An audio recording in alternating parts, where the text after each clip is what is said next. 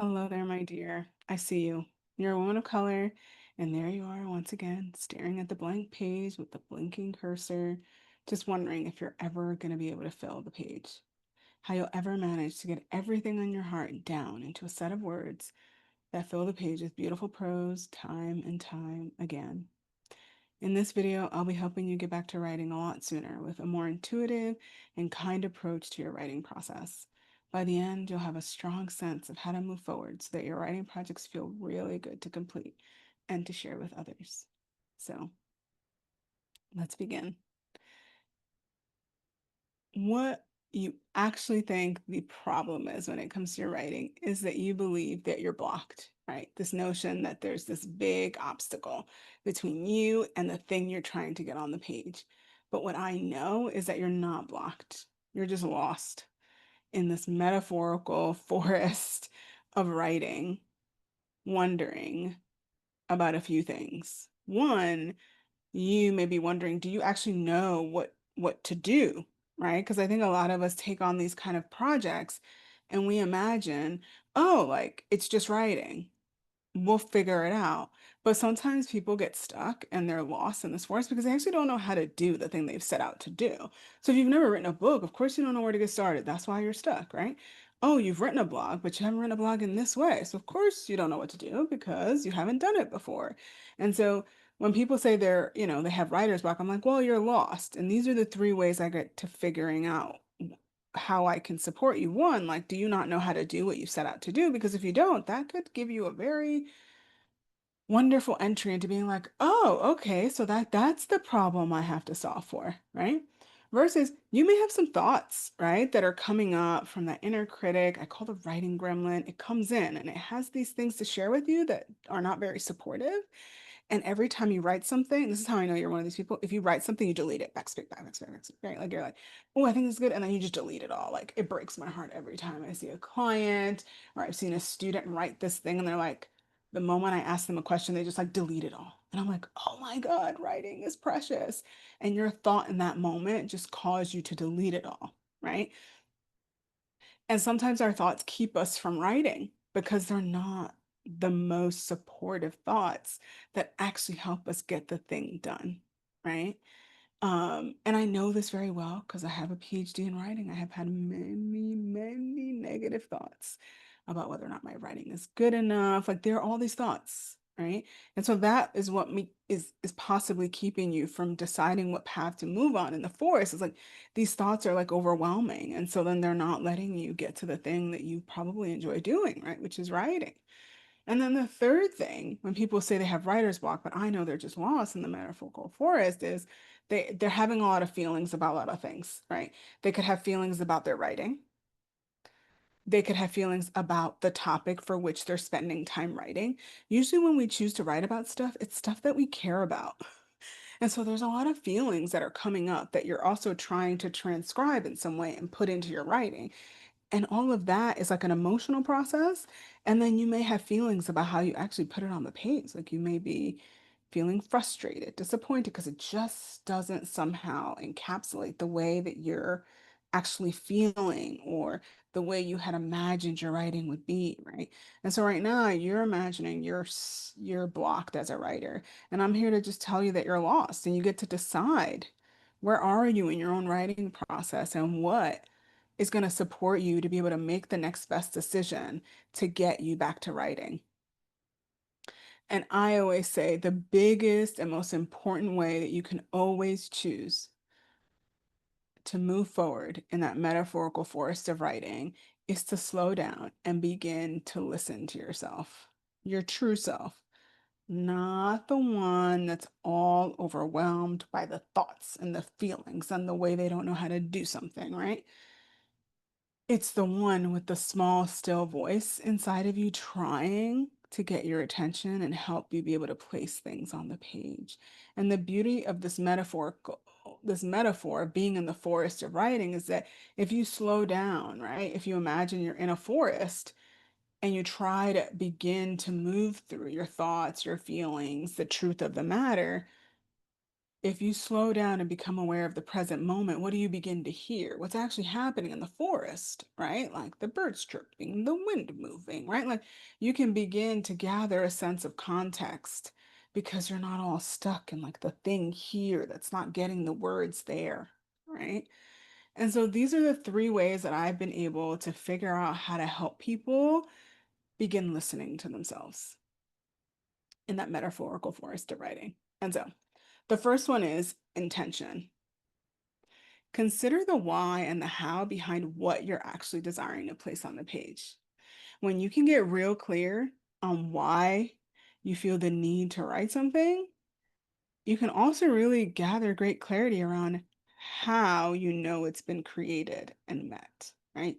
And so instead of creating deadlines and word or page requirements and showing up for all the reasons the world wants you to, which is like, this is going to help me make money or this is going to help me for this particular outcome, have you considered your actual like heart-based reason for sharing your story, for doing this writing, because that's what's going to get you back to writing, not all this pressure from the outside world that says this, by this, by this, by this. We can begin to be able to take advantage of structure and form once we have a very clear idea of why we're doing what we're doing and how we want to do it in our own specific way, right? Because that's the one that really matters. And that's the one that's going to keep you anchored, coming back to the project over and over again, even amidst all the noise, either inside of you or outside of you, right? And the beauty of this whole process is seeing that through time, as you write more, you'll be able to see if your intention has changed, because that can also be true, right? Your intention can be different than what it is at this particular moment. And that gets to also be here. You get to change your why as you keep showing up for your writing because it's going to, because that's the beauty of what you're showing up for, is to be able to see your own growth as a wonderful and beautiful human being. So that's the first way that I always support people with, is the greatest thing that you can ever set for yourself is a great sense of intention. Intuition is the second one. Slow down to sort of see where you're being led to write and explore. We live in a really busy world that prioritizes the use and the support of AI in order to get things done very quickly. But I want to remind you that's a capitalistic endeavor to ensure the productivity of our time for the greater good of someone else's bottom dollar. That's just the fact, right? And so sometimes we can get lost because it's like, like it's like in the water that we swim in, right? We don't notice it until like it's there and we're like, oh, let me take a moment, right? And so the truth is, right, it takes time to express and write your stories. And the process, the one we intentionally and intuitively decide to venture upon, is the one that matters. It's the one that makes you into who you're meant to become on this journey to write what it is you set out to write, right? And I know intuition is probably the most vague one out of all of these, but I always want to remind you almost everything works this way. The more you show up to write, the more you will write. The more you show up beginning to listen to yourself in even the smallest ways, the more you will hear yourself over and over and over again. So I always encourage people, find the spaces and the people that help you anchor back into you so that you can separate yourself from the greater expectations of the world and others and what they may have for you and your work. Because those spaces and those people are there for your greatest good, right? Like they want to get you back to your intention, the heart set intention that you created, right? So as I do in every video, we are stopping and dropping and writing, right? Because you know how important it is for me to honor the importance of being intentional and taking some time to actually reflect. So today I'm going to invite you to consider who supports you with your writing projects. How might a community be helpful to you on this journey to doing your writing projects? And these are also yummy, yummy questions for you to sit and write or just reflect on. I always say we can stop, drop, and write, or just stop, drop, and reflect, whatever floats your boat. This other question is, what are the ways you're intuitively being led to write that you question because maybe because it's not like what other people do. Like our intuition's always speaking to us, but sometimes it's in contradiction to the way that other people want us to show up and do things, right? So pay attention to the thing that you're in resistance to, and then ask yourself, like, well, I don't want to do it that way, right? How can you trust yourself to experiment and try out whatever your intuition is leading you towards without placing any pressure on yourself? I'm going to go back to that. Separate yourself from the outcome of something, right? Like, how can you allow yourself to try new things so that you can get back on track with your writing project without being tied to the idea that it's going to make the project perfect or it's going to be the solving thing? It just gets to be part of the process, right? So, as we're in the stop, drop, and write, I'm being intuitively led to pull a card for you to continue to help you reflect on this particular topic. So, let's see what comes through. I'm going to pull one card. We'll see what comes through.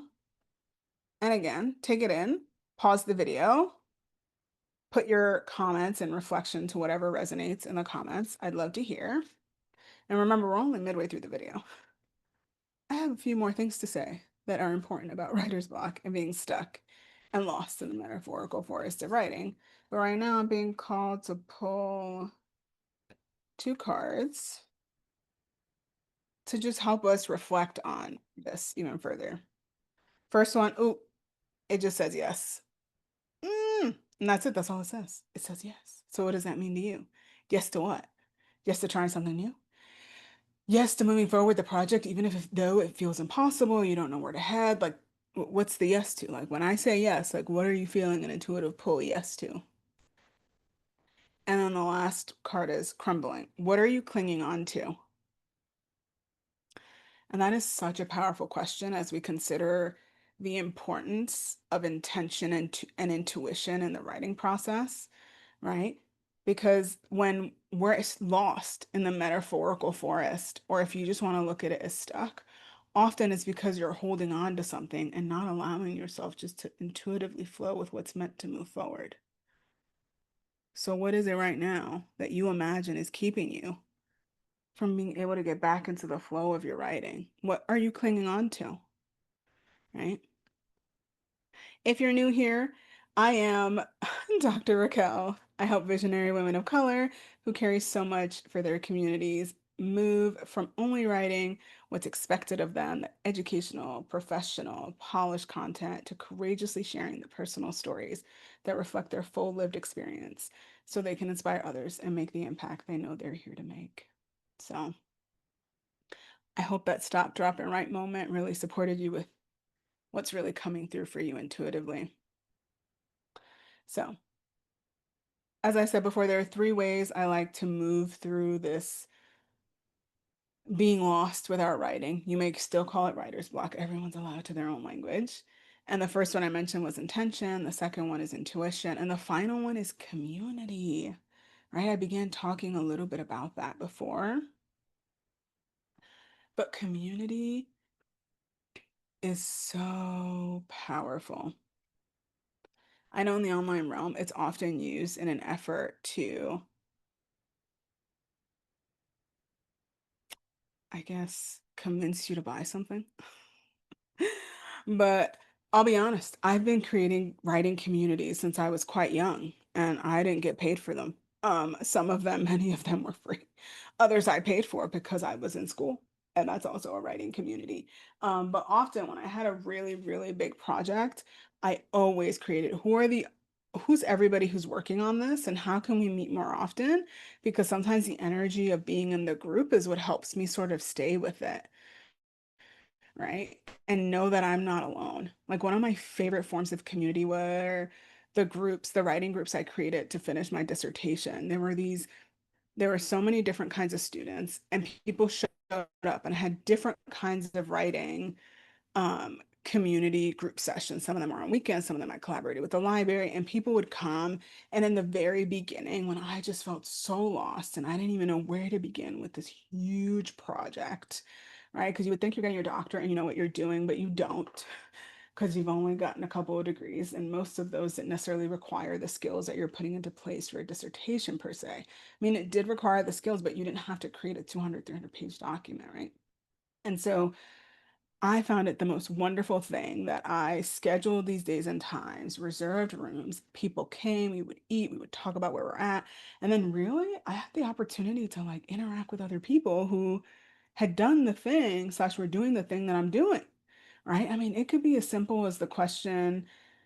I would ask questions to people all the time, like how they might have written a chapter, what did they do? But sometimes the questions were as simple as like, I remember asking these wonderful women. I was like, okay, my eyes really hurt. Like I'm on a computer a lot many more hours writing this thing. And I'm also teaching full time and teaching 3 to 4 classes. And when I teach, I'm not collecting physical papers anymore. I'm like reading and grading on a device. And so I would ask them for insight on what they did when their eyes were so tired and they were burning. And I got wonderful insight.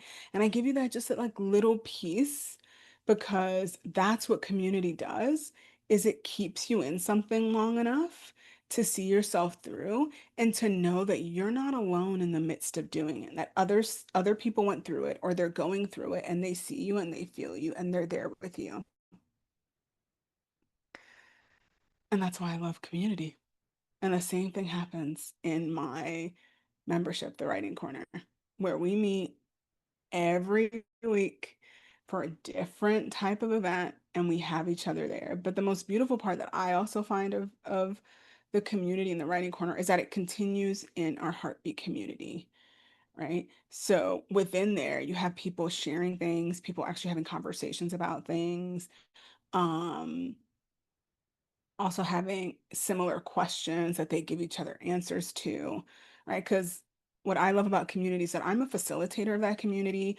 I'm a person who can help bring it to life. I can structure it, I can form it into a beautiful space where people show up and then I just give them the space to actually interact in the way that best suits them. Because I genuinely believe just because I'm a experienced writing mentor and I have been teaching for over 10 years, and I've done all sorts of writing, I'm not the only person in the space with knowledge, right? Because if all these women have come to join me, then everyone has their own different kind of knowledge to be able to give in the group, whether it's from lived experience in their personal life or their professional life or their own like doing writing projects on their own or just their experience being in the space longer than other people. That's the beauty of creating a beautiful community that gets to come together, right? We come live together every week. Um, and in those times, people actually get a moment to interact with each other, speak with each other, right? Because sometimes in communities, people show up and they do work, but they don't actually talk to each other. And that's one of the most difficult things for me to wrap my head around is that I've arrived somewhere in a community. And what I want to do is be able to get to know the people who are also there, but that doesn't happen in certain spaces. And I've noticed that happen a lot in writing spaces, right? Like in education or even outside writing retreats. Like the goal isn't to have people actually connect. The goal is to improve your own writing. So everybody's there for their own writing. So yes, everybody joins the writing corner, my membership, right? Because they have their own goals. But what they notice is that their goals are not that much different from other people's goals in their group, right? And they get to show up and be able to share them and be able to celebrate each other. And then they get to be able to connect. Because when we go into our live events, sacred writing circles, we spend time with each other in our virtual writing retreats. There's always time for us to be like, hey, how are we doing? Like, what's coming up for us? Like, how are we arriving today? What is the thing that we're going to work on? And so there is in-depth discussion for like 15, 20 minutes. Sacred Writing Circle, even though we're doing writing individually, we then talk about the topic. We get to feel and see each other's hearts, right? And you get to be around a group of women who inspire you, who motivate you, and who are there to support you, in addition to an amazing writing mentor. Um, if you didn't notice, that would be me. Um, and like I said before, on the community platform, the discussion continues, right? Because you can only meet live so often, and then in between that, you can check in and ask questions and get support not just from my perspective, but others who are doing writing too, right? And I always say everybody has some knowledge to share because all of us are reading and writing all the time, and all of us read and write different things. So someone else may have something to share that I will never be able to share, and then I'll have something to share that no one else will be able to share because we're all different, right? Okay. So if you're interested in the writing corner, you get this kick-ass community of women of color who are going to help you be able to commit to your writing goals and feel good as you're doing them, right? But intention and intuition are also crucial components of the membership. So if you want to take it a step further after this video, in our writing membership in the writing corner, the way we start with great intention is that there is a mini course that I've created that you can take in through private podcasts and take it with you on the go. It helps you be able to slow down and create the writing space and the routine that is specific to you and your particular needs, right? To me, intention is best when you slow down and consider what is it that you want, and how often do you want to write, right? And for what reason do you want to write, right? Because everybody in the writing corner has a different commitment that they want to make to it. And we don't sit there and we don't compare, and we don't sit there and set the same goal, because that's why it's called the writing corner. Everybody's in there with their own shared commitment to writing, and their goals look different for that. Some people want to write books, some people want to write more towards their blogs, some people want to write more meaningful emails, some people want to create things that they perform out in the world, right? Some people want to write things that they publish, right? And that they do publish, right? Like everybody gets to have their own goal and still yet come together so that they can be held in their greatest intention. Also, to support people with intention in the online heartbeat community, I post several writing prompts throughout the month to help you explore your relationship with writing so that you can develop a really healthy one that has more kind thoughts and feelings for you to engage in as you move through your writing projects. Right? Because that's what I realize is one of the most amazing things of being in the writing corner is that I help you think about your relationship with writing differently so that when you show up to do it, you're not sitting there in writer's block or sitting there stuck and not knowing what way forward and beating yourself up about it and being lost. It's like, no, we're not doing that today. Why? Because it doesn't get to the thing that you want to do, right? Which is write amazing shit and share it with the world. So, in the writing corner, I give you prompts every week to be like, ooh, how do I interact with writing differently as a human, to not see it as this thing that requires something from me, but that we can engage in a reciprocal relationship that benefits both of us. Another way that we anchor into intention in the writing corner are the regular virtual writing retreats. You can show up and you can actually get to the writing that you said you were going to commit to, right? So if you said, oh, I want to create a regular writing like practice with blogs and or with emails or with something else, right? Then the virtual writing retreat once or twice a month helps you show up and in an hour be able to be like, oh, I'm going to do the thing I said I was going to do because now I have space time. I set it out for myself, right? And then the second, I would be it. The most important component of the writing corner is intuition, right? We have sacred writing circles twice a month that really are like, I call like a practice of being present with yourself, your heart, and with others so that you can begin to hear your own voice on the page and also hear it audibly, right? So, one of the most beautiful things about the Sacred Writing Circle is that it asks people to read their work out loud to each other. And so, these powerful sessions really begin to help you attune to your voice and the way it sounds so that when you begin to share that work with the world, you can be like, oh, is that, oh, yep, that's how I sound. That's how I am. Like, those are my words, right? And the space of the Sacred Writing Circle also allows you to slow down and be loved and witnessed by other people for the amazing shit that you write. That's the most difficult thing I think about writing is that often we don't share writing with other people. And if we do, it's only when it's polished. And that's the beauty of the Sacred Writing Circle is like you're sharing writing the moment it comes out of you and you begin to value that whatever came forth is wonderful, it's beautiful, and you're going to be witnessed in it, and people are going to be changed by it. And if they are, then can you imagine how your writing will change people when you just put a little more time to revise it and send it out in the world, right? And then finally, a key component of the writing corner are monthly oracle card readings that I do for the community that you can listen to.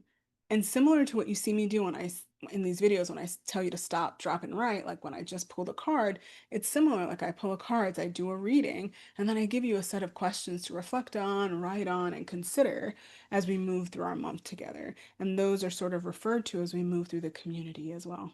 So that's the juiciness of the Writing Corner membership that is specifically for women of color, because we need a space that's for us, where we don't come in and we're not questioned as to whether or not something should be written differently, or what do you mean by that, or it requires a great deal of explanation. And we don't even have to do that in our space. We get to arrive knowing like we are with women who understand what it means to walk through the world as a person of color, and that has like a different way of being held that I think is so important and that I don't see in almost many other places. So if you're interested in joining us, then click the link below in this video and choose to commit to your writing practice for 90 days, because that's the minimum way that you can get in. There's no like, let me drop in for a month and see if no, we don't do that here, because writing is a practice that you choose to commit to for a season of your life, right? Because in 90 days, I really do think you can change the way you relate to writing so that you're engaging in it and creating the most beautiful things that you want to create in writing in a way that's more intuitive, more kind, more graceful, and comes with so much more support. And so hopefully I will see you in the writing corner.